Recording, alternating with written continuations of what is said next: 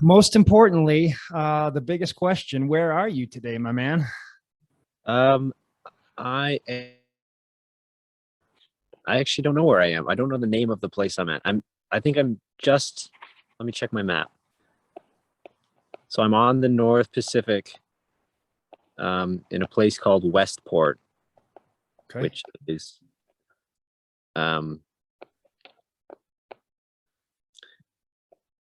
yeah, it's on the Olympic Peninsula, just at like the bottom of the Pacific neck of the Olympic Peninsula. You can find it on a map, but this big city of Aberdeen is the closest Okay. major city to it. Yep. Got it. Okay. So I kind of know where you are. That's a good point of Yeah. reference.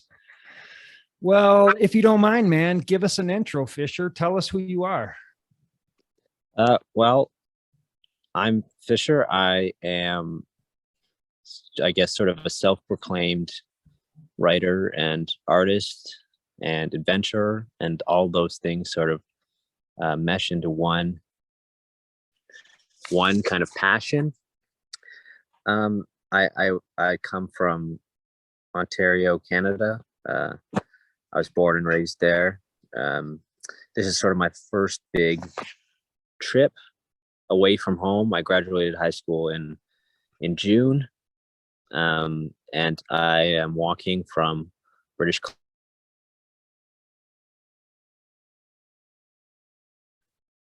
Oh, sorry, man. I think you might have just cut out there. You're walking from British Columbia to Hopefully California. California. Nice, Yeah. man.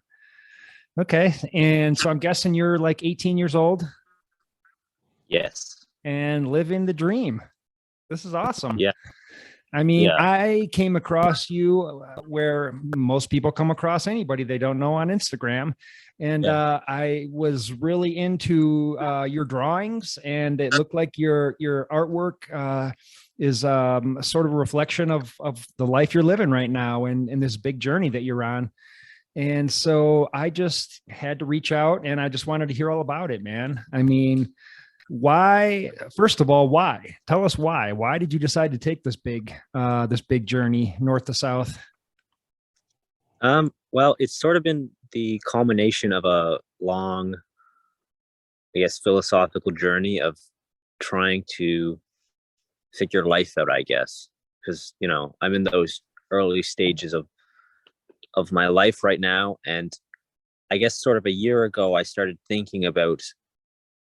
um, I started thinking outside of the box means of alternative living, how I could live in a way that makes me happy, as well as connect to the environment around me and do things I like at the same time. So this is sort of just a long experiment of trying to figure out how, trying to see what I like, what I don't like, traveling, refining my art skills along the way, trying to just live in as simple a manner as possible, see how minimalist and how simple I can live, and then I guess use it as a baseline for future projects. Nice. Projects. Okay. Well, I am an artist and I am an adventurer, and I live in Colorado, and I spend almost all my free time in the outdoors as well, which is, I think, why what drew me to you. And so I'm just curious, like, how minimalist have you been able to live? I'm trying to paint a picture of what exactly this looks like for you.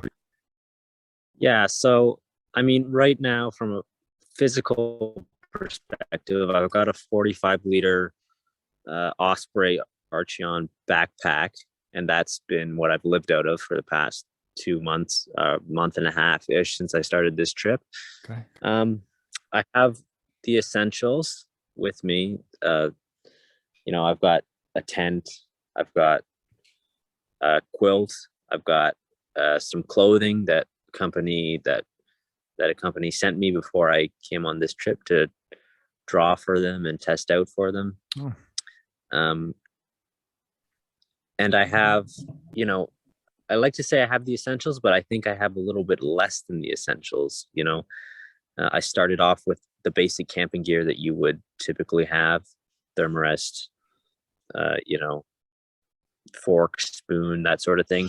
But then eventually, as the trip wore on, I started looking at my inventory and whittling down things that I didn't need. So now I think the biggest change is that I don't have a thermarest anymore. I just find a cushy surface that I can sleep on, because the thermarest took up a lot of space in my backpack, and eventually it did pop. So it did pop, and I just didn't bother replacing it, because the few first nights that I tried sleeping without it was totally fine. So I don't have like an inventory list of absolutely everything I have, but I hope that paints a picture.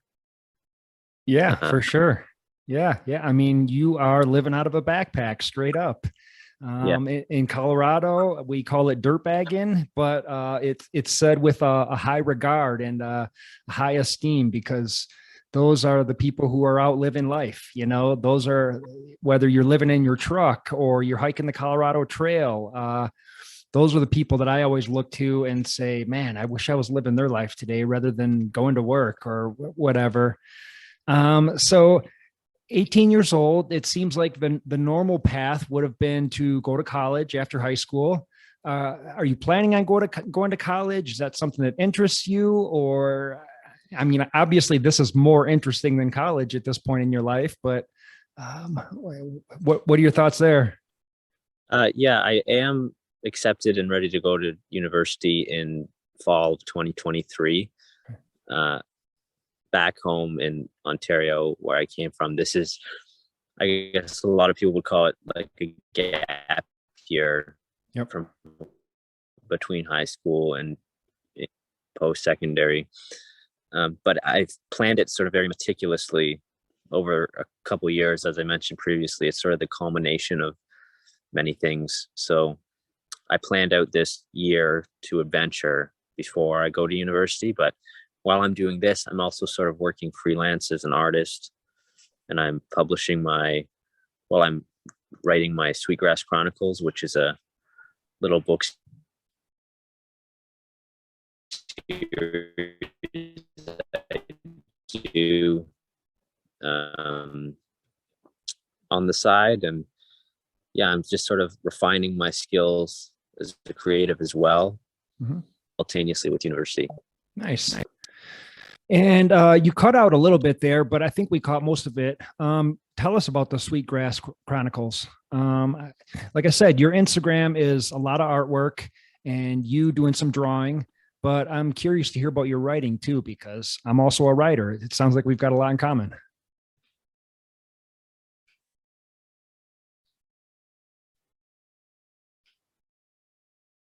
Oh, sorry, Fish, are you there? Yeah, I'm here. Sorry. Okay. That's okay.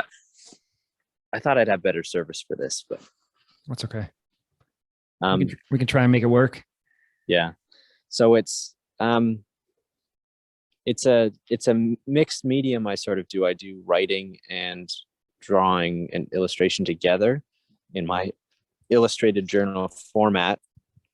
And that's what essentially the Sweetgrass Chronicles are. They're just a collection of journal pages that I do and illustrate about my daily life and adventuring, or just trying just working through some thoughts in my head, or musing about various things I see when I'm outside. They are, if I could put it in the simplest terms possible, Sweetgrass Chronicles are just an adventure journal. They're an illustrated adventure journal, and nice. And I write in them and I draw in them, and they're just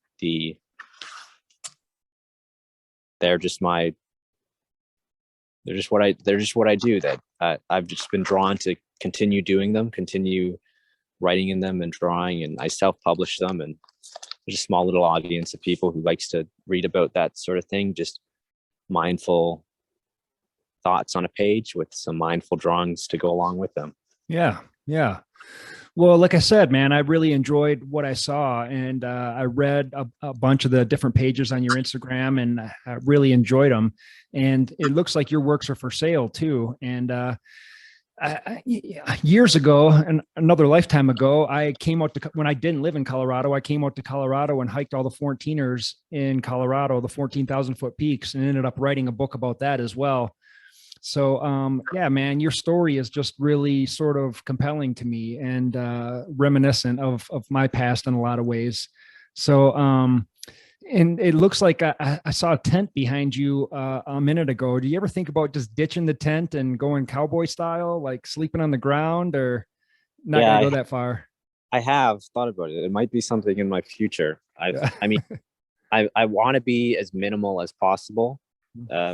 And this trip is just sort of figuring out what I can go without, because it's like sort of a survivalist trip. So if I can live without something here, I can definitely live without it back at home. So the tent may go, but in the Pacific Northwest, it does rain a lot. So it might, That's I true. might need to at least keep the fly.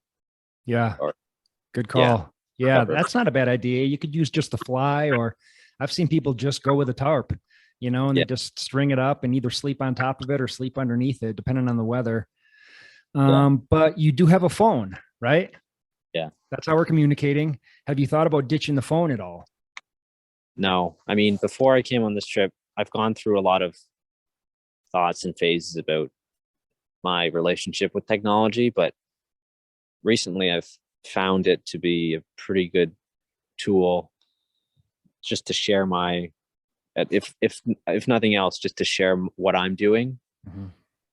because I've liked to share that and interact with the community about my artwork and my writing and what other people are doing, and gain inspiration from that. So it's like a nice connection to have to the outside world, at this stage in my life, Yeah. at least. And Yeah. it's not, and it's nice to be able to just, watch a movie on my phone every once in a while in my tent. Right. Well, it makes sense. And what you're doing with Instagram and putting your artwork out there, you need some sort of a phone or a device to do that. So it totally makes sense. I'm curious what your parents think of this big adventure. I'm guessing, I don't know what your parents' situation is, but I'm guessing there has to be a little hesitation there on their part. Yeah, I think there may have been, or if there was, it's sort of away from me, because they've been pretty supportive of what I've been doing since I began this trip. I think Okay. them and a lot of other adults I know think this is a great thing that I'm doing, and they've been supportive, and I've heard very little apprehension towards it. I mean, of course, there will be some people who would be opposed to what I'm doing, but I think for the most part, my parents and uh, people around me, adults in my life, have been cheering me on, I Good. guess. Cool. As they should, I mean, you're old enough to make your own decisions, and it sounds like you're a smart guy, and you're just taking a gap year, which is well deserved, and you're living your best life, man. I highly support what you're doing. If you don't mind, like, let's go back to your upbringing. I'm curious what your upbringing was like, your childhood. Were you an outdoorsy kid, or what sort of brought you to this point now that you're 18 years old and you're off on this big adventure? Yeah, I was raised rurally, outside, the kind of family that'll go for hikes uh, as often as they can. Um, I think that's probably got a lot to do with what I'm doing now. I don't know if I would be the same if I was raised in an urban environment. Mm-hmm. But there's really no way to know. I've been thinking about that a lot actually recently. There's no way for me to know really, other than just the logical. I was raised this way, so that's why I'm behaving this way. There's a lot of baggage to that sort of question, but aside from that, I think I've always sort of struggled with this question because I'm still pretty young, so I don't have much to compare my upbringing to, Mm-hmm. as I'm still exposing myself to the world. But I think in my later years of my later teenage years, I became more interested with being outside, and began to go outside and seek nature more on my own without parental guidance. Okay. And that is what I can see directly led me to what I'm doing right now, is me taking sort of control of my interest there. Sure. Yeah. And what sort of outdoor activity were you looking for in your later teen years? Was it just going out and getting out on hikes, or going to national parks, or what did that look like? It was pretty meditative. It wasn't really adventurous or athletically motivated in any way. It was more so I just wanted to get outside, and as a means of like bettering my mental health, I guess. Okay. As a means of, teenage stresses and that sort of thing. And from that mindful Zen headspace emerged my journaling tendency, and from that emerged my illustrated journaling tendency, which is now the Sweetgrass Chronicles. So I grew up in a rural area, so nature was just easy for me to sort of progress down this path. Yeah, for sure. I guess this is kind of a personal question, but is mental health something that you struggled with? You said that this was a way to sort of work through some mental health issues. Not really. I mean, it was, I guess everyone, it was just, I think, just typical teenage angst, existential dread about your future sort of thing.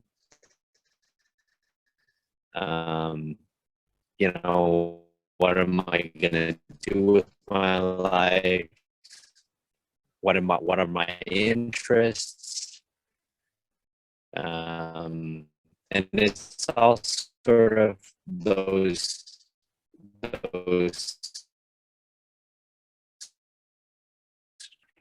fundamental questions that a young person has to answer. So I struggled with that a little bit, but I'm content with that now, and that I sought out in the first place. So there weren't anything with, every day in a way that, as a way meditation was designed to be. Yeah. And I'm also curious, are you an active meditator? Are you sitting down and being quiet every day when you say meditate? I mean, there's lots of different kinds of meditation. There's meditation in motion. A lot of people find it with walking. People find it with running. People find it out in nature.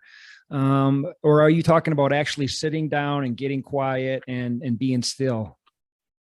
Well, in the beginning, that's what I did. I would, sit down and meditate in a traditional sort of monk way.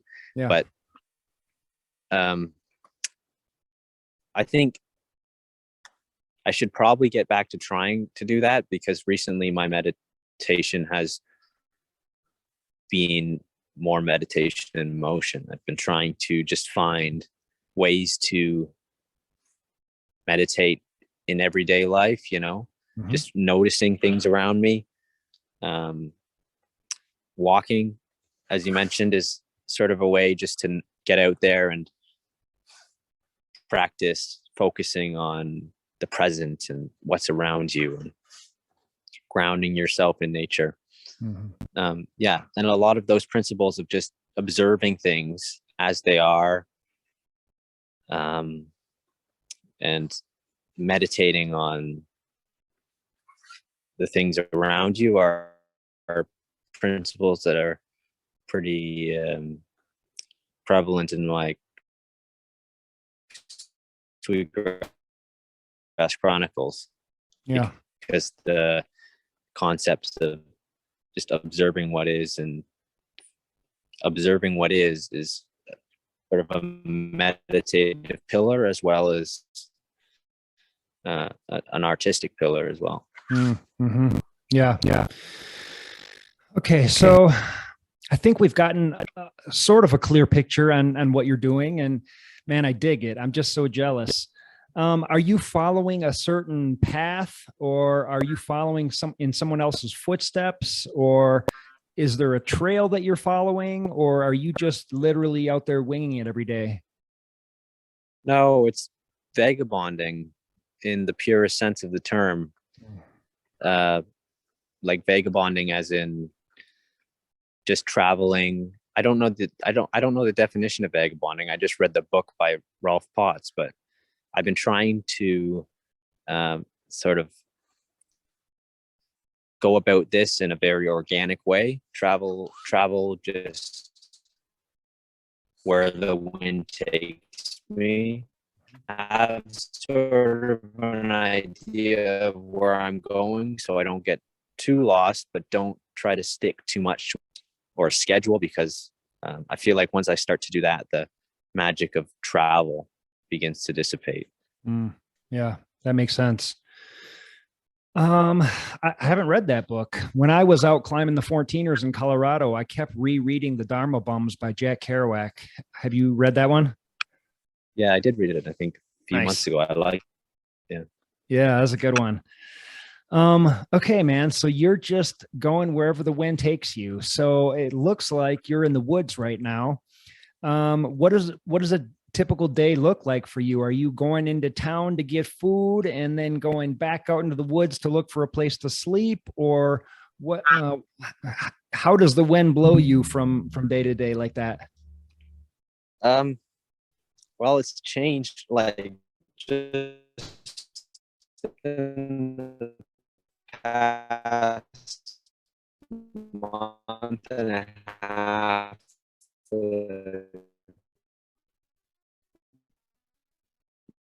That I've been walking, it changes a lot with the environment that I'm walking through, and that's the environment surrounding me immediately is what really dictates how my day is going to go, because I don't have a car to get from point A to point B. I don't have to be really cognizant of my physical needs, my mental needs, and my, I guess, sort of recreational needs last. Just around where the nearest drinkable or filterable water source is. And I'll just walk. Usually the night before, I'll have scrolled on my map on my phone just to sort of set a general marker for like a general goal for the day. And I've early on in the trip, I said I'll try to walk 10 kilometers a day, and I've been sticking to that. So I walk 10 kilometers. If there's something cool, like if I walk through a town, I might sit down on a bench and draw stuff for a little while and continue on my way.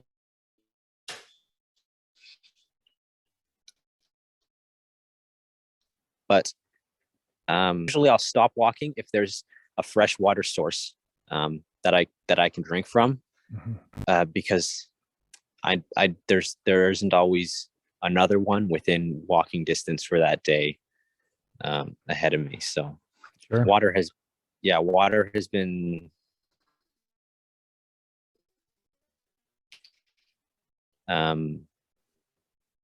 very very has been a big influence on my life recently. But anyway, after that, I go to bed pretty early. I'll go to bed with the sunset. I've never been a late night person, but when I'm camping, there's really no reason to stay up later, and it's easier to go to bed than to just fiddle around with lights and stuff in the dark anyway.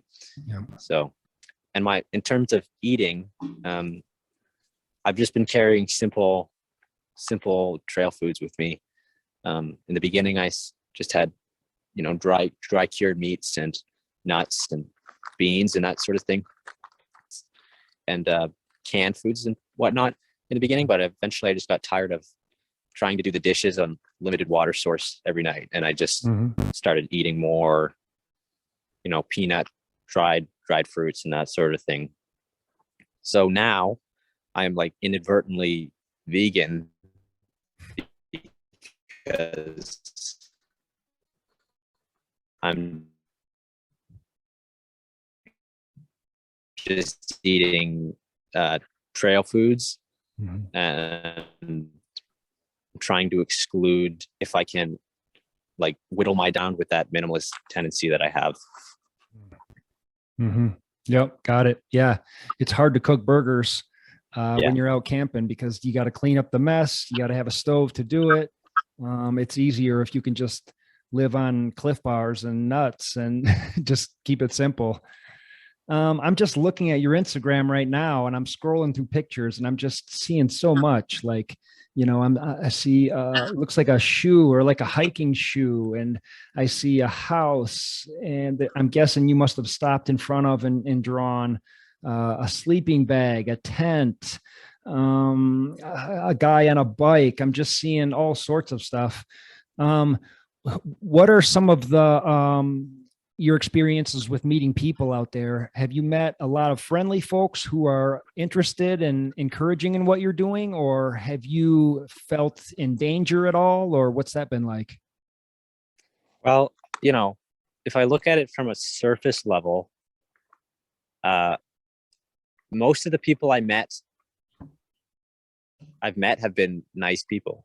And I've been sort of surprised by that because as a Canadian coming into America, you have to deal with that stereotype of Americans on a world stage of being, rude and snobby and self-centered. But I found that generally isn't the case with at least where I am. People have been pretty empathetic and supportive. If they ask me what I'm doing and I'll tell them, they'll, cheer me on as well. I've early on when I was in more northern Washington, north of Bellingham, sort of in farm-ish water, there was also an issue to try and source. So occasionally I had to knock on people's doors and ask to use their hose, or if they weren't home, I just their hose. Yeah.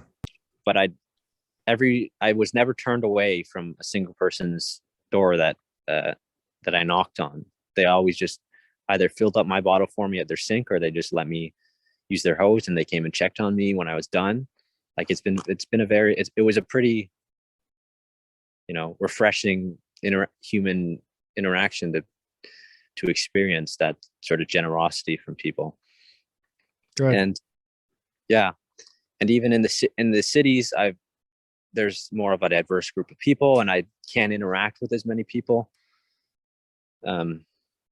because I'm moving through them so fast because I'm camping. So I got to get back to the rural areas. But I generally notice the same thing with the few interactions I have in cities. And then there are socioeconomic, demographic differences from place to place that I walk between. And I found that even those, the differences between the affluent and the not so affluent neighborhoods I walk between, people have just been generally consistently good and nice to me, at least, walking. And maybe it's just maybe people, I don't know if that's just a thing. People are nice to hikers as a stereotype, but I haven't had any bad interactions of people chasing me off their property with a gun or anything yet. So it's from a thumbs up. Yeah, that's refreshing. I've had a lot of folks on this podcast who have done like cycling trips across the country and a hike down the PCT or the Appalachian Trail. And they've pretty much all said the same thing across the board. Like they haven't really been in danger. There's been no need to carry a weapon or anything like that. And everyone's been very, very kind to them. If they ask for help, people are usually really open armed about it and really want to help out. So it's good to hear that humanity is not always portrayed the way it is on TV. Like there's still a lot of good people out there.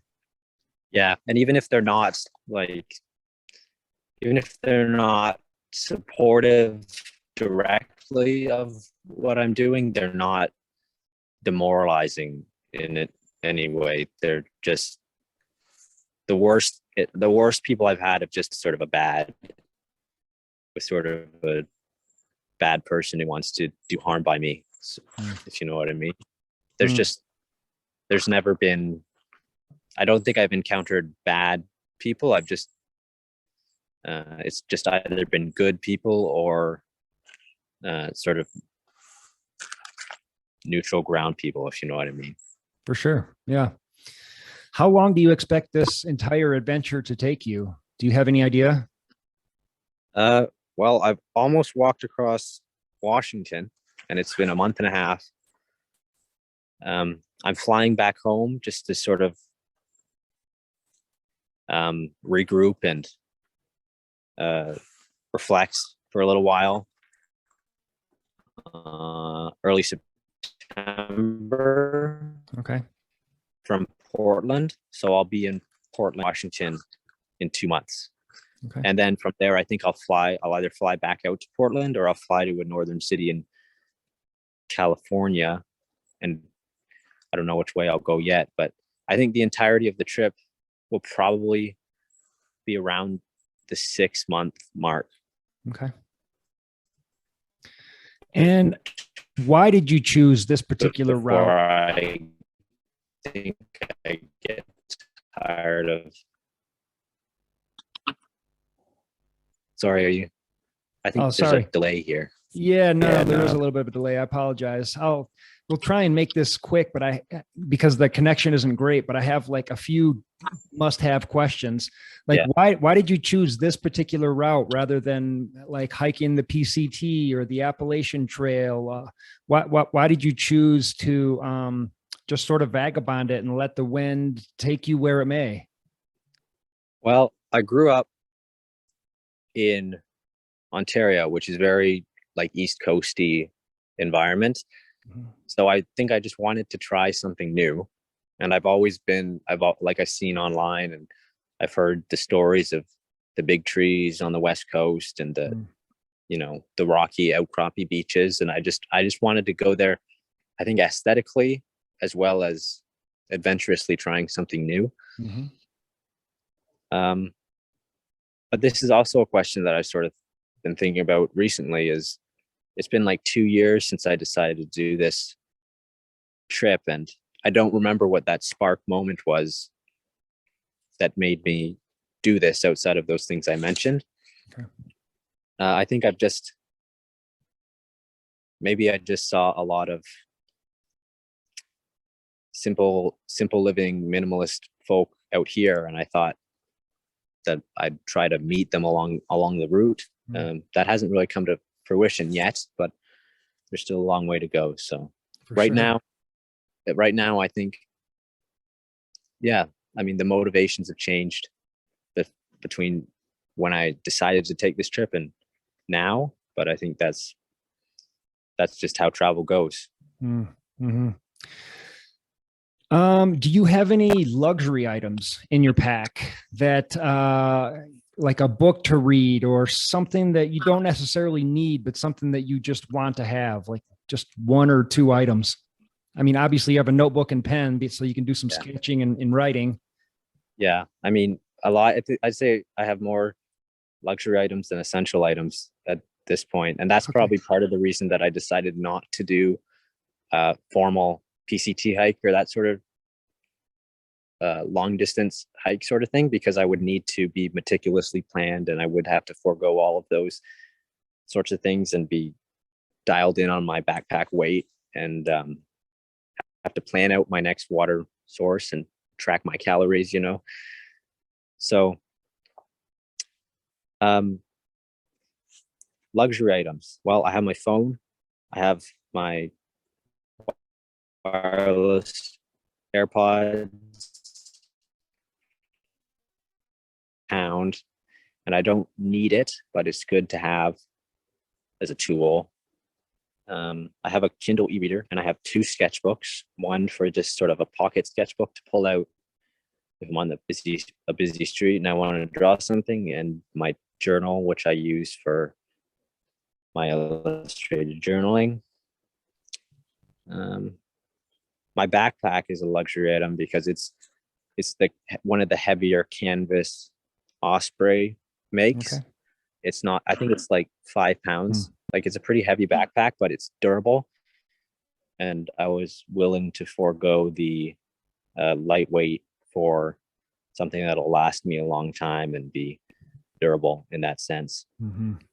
I mean, I have this fleece sweater on, which is a heavy, big item, but I brought it with me because I think it's the only soft thing I have to rest my head on at night. And I use it, like, I justify bringing it because it's multifunctional. So if I'm bringing a multifunctional item, if I'm bringing a luxury item with me, I try to make sure it's got a couple of functions that it can serve as. Yeah, makes sense. So do you have like just 1 or 2 sets of clothes, and like you wash one set of clothes while you're wearing the other? Or you said that a company reached out and donated some clothes to you. Well, it's sort of, I reached out to them. They're called Early Majority. They're a Paris-based sustainable fashion brand, and they make clothing for all they make like single sets of clothing that fit all eventualities of lifestyle, so you could hike and go to a formal meeting in the same outfit. So I'm really drawn to that multifunctional versatility of their clothing, and we sort of partnered up before I came on this trip, and they sent me some clothes, and in exchange I'm sort of reviewing them, and I'm drawing pictures of them for them to use for whatever reason a company might need drawings of their clothes for marketing. But yeah, so that's like sort of a sponsorship, ambassadorship, partnership that I got going on. And I have a button-up shirt, lightweight shirt from them. I have this fleece from them, and I have a rain cape from them. Aside from that, I have a t-shirt, just a gray standard cotton t-shirt. Pants, they're called MEC rad pants. They're just a lightweight. MEC is like the REI equivalent of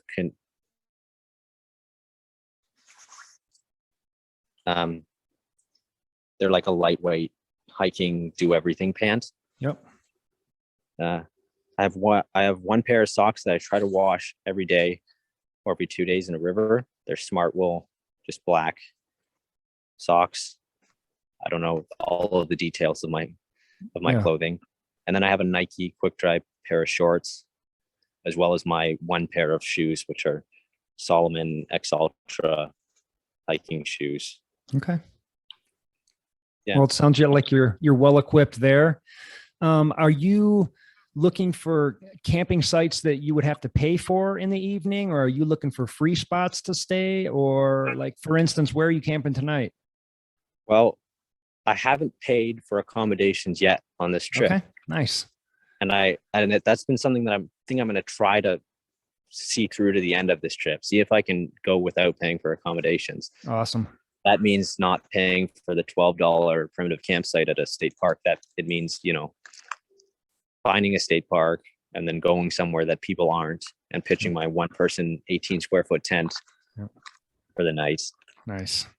And trying to be as stealth as possible. And sometimes I don't have to be stealth, because I found that if people see me where I'm not supposed to be, they generally don't care.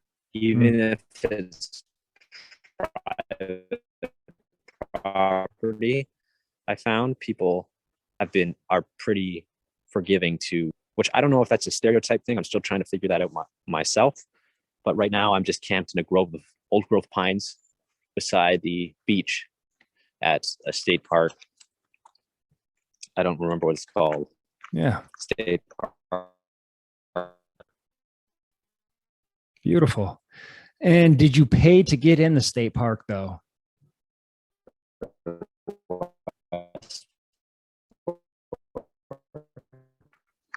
Oops, Fisher. So I think. Yeah, it's no. I mean, I don't have a vehicle. No one ever. Hello. Yep, I'm here. All right. Yeah. So I haven't had to deal with that yet either. I don't know if I'm supposed to be paying to get into the state parks. Okay. No one's ever confronted me. I've walked past the front gate before and waved at the people in the booth. A lot of them are, a lot of state parks are just self-pay. So There's no one accountable, but even when there are people there, they just don't seem to care about me. Nice. Okay, cool, man. What are you eating for dinner tonight? It'll probably consist of some kidney beans.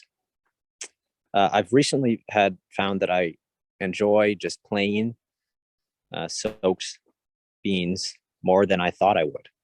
And because they're a good source of protein, and they're really cheap, that's even better. So it'll be kidney beans that I might boil or just eat cold out of the can. Some tortillas, some flour tortillas. I decided to go with flour tortillas instead of the cheaper corn tortillas because they hold up better in my backpack. They don't squish and turn into a paste. Yep. What else have I got? Every grocery stop is different for me. I just try what sparks my interest. So tortillas, kidney beans, gonna have to round it out with some vegetable matter somehow. So nice. I might forage for some blackberries. Ah. There are a lot of blackberries here. It's blackberry season, so those have made up a good 5% of my diet since I've been in Washington. But aside from that, that'll be pretty much it. Yeah, and awesome. I'm totally good with that. Yeah, totally. No, that's great, man. Like I said, I'm very envious. To me, you are living the dream, man. To anybody who's listening to this, who might be sitting in an office cubicle, they're going to be very envious of your lifestyle this summer, man. You're living the dream. Literally, you're doing what everyone wants to do. The name of this podcast is Do Big Things, and you're 18 years old, taking that gap year out there, getting after it. And I respect that, man. I think it's really cool. If anybody's interested in your artwork, where can we find it? Well, I have a website, sweetgrasschronicles.com. Okay. Where I currently sell issues 2 and 3 of my Chronicles. They haven't sold out yet. I've just been doing limited runs. I might look into getting issue 1 reprinted. And on sweetgrasschronicles.com, you can also I've got a couple of original sketches there for sale. But when I get home, I think I'll update it with some more artwork as well. You can check out my Instagram, just Fisher Monahan, to see my work. If you don't want to buy it, it's just there. Yeah. A lot of it's just there. The Sweetgrass Chronicles have some exclusive content, but a lot of it is just open source on the internet. Got it. Cool.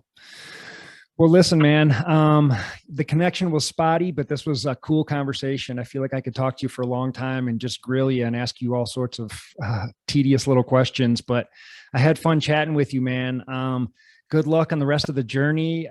I'll be keeping tabs on you and checking out your drawings and just seeing where you're at and how things are going. And if and when you ever get settled and you have a really good Wi-Fi connection, hit me back and we'll do a longer version of this. I'd really be curious to see how the rest of the journey plays out.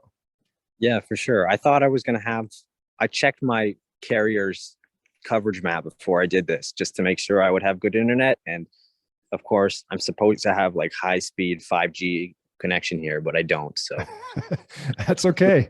Yeah, just wherever the wind blows on that particular day will throw off my connection. So if I do have a good connection, I'll hit you back for sure. Absolutely, man. I'd love to hear about this journey once you finally close the final chapter on it, because to me it's just fascinating. Well, listen, Fisher, just keep doing what you're doing, man. Like I said, people are going to be envious of this conversation and envious of what you're doing, and you may never get a chance like this in your life again. Who knows? I mean, you may have multiple chances like this, or this may be it. Who knows?